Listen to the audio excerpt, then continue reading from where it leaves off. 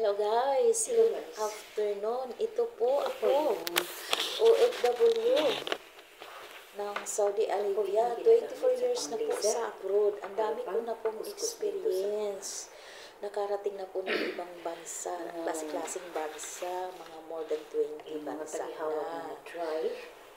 Mas marami pong napuntahan at kung magbabakasyon, 3 months, 2 months. Pero dito sa labas is ilang taon.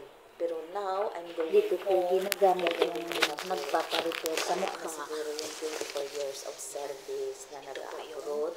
Ngayon, umpisa na po akong magninegosyo. Inshallah, pag uli sa Pinas. Treats in hair. First, Yan po. nagsisave ako ngayon. Habang may ilang buwan pa, pinag-aaralan kong mabuti. Habang na po yung anti-serve, kailangan i-arrange ko pa ng mabuti dahil ang dami ko na po na-upload na YouTube video sa YouTube. Malapit po mag-1,000 pero kukunti lang po ang views. Kasi po, Yan po yung mga tamad po ako mag-i-edit. para maglilisir sa mukha. Kasi atat na atat po ako na matapos Ngayon, kasi wala pa parang ang saya-saya ko na ang dami ko pasyente. nang upload. Pero wala pong I-arrange ko nanonood. muna yung mga Pero it's okay. idol. Learning. Pero at least, sarili kong video, hindi ako nangungupya ng iba. Sa akin po yun. Kasi gusto ko yung sa akin para walang copyright at reality. Ako mismo po ang nag-work. Ito po, OFW, lahat na po, ginagampanan ko po trabaho. Binibigay ko po 100% sa work ko. So now, natuklasan ko po na ang video ko, i-edit ko mamaya. Gagawa pa ako ng edit mamaya. Kukulik ko lahat ng work, magsisave, at yung formula, goal, yun, mamaya tatapusin ko. So guys, mga kapwa OFW, again, mag-ipon na po tayo. Nakakasawa na po maging OFW. Ito, comfort zone. Hanggang, ano po ito? Kung magkano ang sweldo ko, siya pa rin po. Kasi ito yung hinihigaan ng So mga try ko pasyente. mag-negosyo pag uwi. Yan. Malapit na po akong uuwi guys. Ito, Mamaya pa ang booking. lahat na po trabaho ginagampanan ko na. Kaya i-prepare ko muna itong mga gaganito. Ito, sana hindi ako mamali kasi habang gumagawa, nagdadal. Ito yung gamit ko. Hello guys, kapwa mga OFW, mga kachimay guys.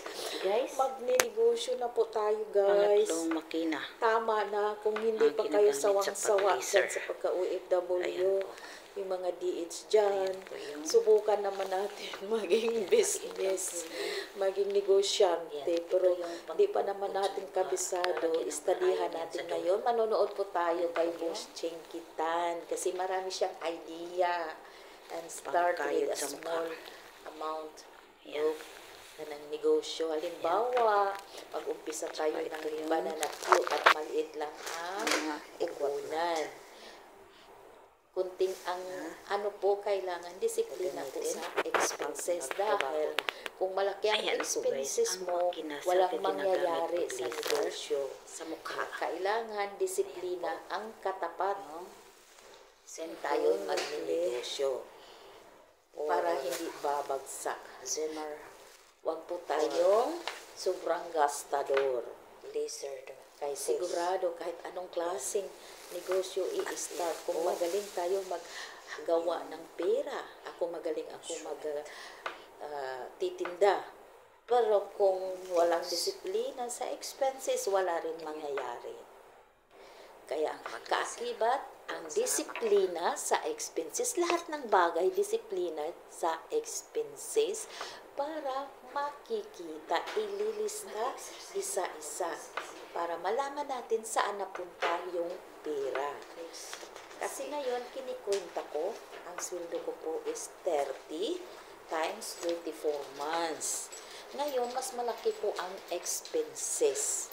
Kung hindi lang ako marunong diskarte, part-time, lahat-lahat na po pinart-time, hindi po ako makakaipon kasi mas malaki po ang expenses. Mabuti na lang at dumiskarte ako. Lahat na pinasukan ko na magmamasahas basta makakatulong sa pag-iipon. Para pag uwi ko sa Pilipinas, doon naman akong mag-umpisa mag-vendor. Back to vendor. Magtitinda na kung ano-ano para makita talaga kung ano. Sanay na po ako sa 16 hours guys. Puwera 16 hours may part-time pa every Friday. Kaya gagawin natin. Strategy lang po.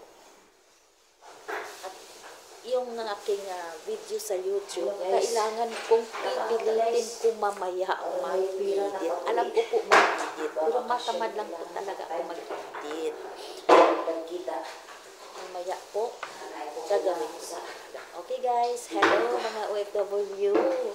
Uuwi na po tayo guys, pag-negosyo na tayo. Nakakasawa na po, umay na po ako. 24 years na po ako OFW. Magtitinda na po pag-uwi. Kung hindi pa alam, so mag-franchise tayo. May mag-franchise naman na mura lang, malit lang na ang puhunan. Mayroon 2.5 yung sa cafe, yung si coffee, or takoyaki, or egg, mura lang siya. So, isang buwan na sahod lang, matry natin. And itry ko din mag-cleaning ng uniform. Inshallah, inshallah. Okay guys, thank you and good evening. Sa rice. Magaling. O, bibingka. Yan po, kapay. Magmap. Ay, ako man ang sweldo dahil 15 bel. Sayang din. 15 bel ang sweldo. Ayun na lang, nakatabang po ko na.